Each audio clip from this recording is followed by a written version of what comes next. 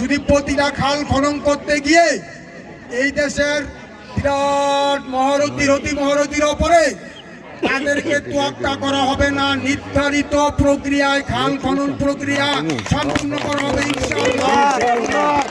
আরেকটা কথা বলি, চলে যাওয়ার সময় আমি দুইটা লোককে যদি ধন্যবাদ না দেই আমি নিজে ছোট হয়ে যাব।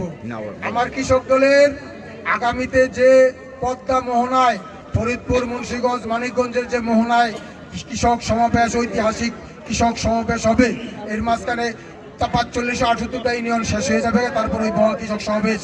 সেই সমাবেশে আমার টঙ্গিবাড়ি থানার জশলং ইউনিয়নের বাসের ব্যবস্থা করে দিয়েছে আমাদের কাজল ভাই। আর বিপুর ইউনিয়ন থেকে টঙ্গিবাড়ি থানা কৃষক দলের সহসাধারণ সম্পাদক শামীম ব্যাপারী সাহেব বলছে আমি একটা বাস দিয়ে দিব।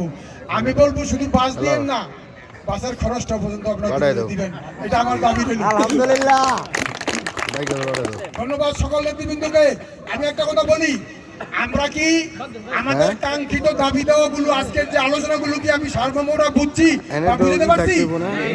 তাহলে আগামীতে আমাদের কি করতে হবে? এগুলো বাস্তবায়ন করতে হলে বাংলাদেশ জাতীয়তাবাদী দলকে নির্বাচনের মাধ্যমে ভোটে গণতান্ত্রিক ভোটে ক্ষমতা আনতে হবে ইনশাআল্লাহ। আমরা সবাই বাংলাদেশ জাতীয়তাবাদী দলকে ক্ষমতা আনবো ইনশাআল্লাহ। খায়রুল কবির কাজল হালদারের হাতকে শক্তিশালী করবো ইনশাআল্লাহ। সকলকে তারেক রহমানের বাণী এবং আগামী রাষ্ট্র একটা সুসংগঠিত বৈষম্যমূলক রাষ্ট্র পরিচালনা করার দায়িত্ব আমরা তারেক রহমানকে দিব।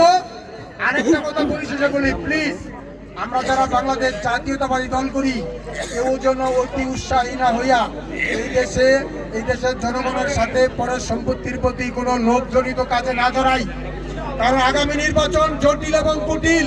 প্লিজ আমরা তারেক জিয়ার নির্দেশ মেনে চলবো, সবাই মিলেমিশে একটা বৈষম্যবিহীন এবং সকল